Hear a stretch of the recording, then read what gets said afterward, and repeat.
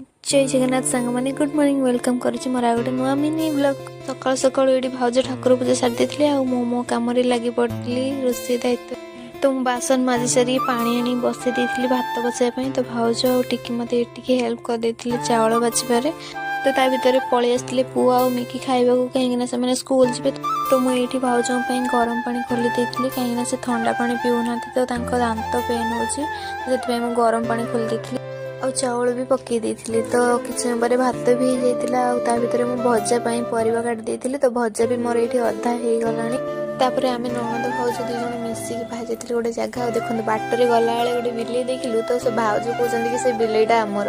तो मुझे कहली हो से आमर तो चलो जा तो आम पलि आसलु आम अंगनवाड़ी केन्द्र कहीं आमको आज नबार मगण सोला और छोट से देखे तो वेट मेसीन टा तो भाउज मुझे वेट के चेक करूँ मु फास्ट ओजन हेली 48 हेली तो भाउज 44 हेले तापर मु कहली ना भाउज मु अधिक ओजन नुह मु आउ थे ओजन हेबी तापर मु पाउची खोलिकी ओजन हेली तो 47 हेली तो ता भीतर आम घर को पलि आसलु आ देखो गोटे छोट सापटा केमती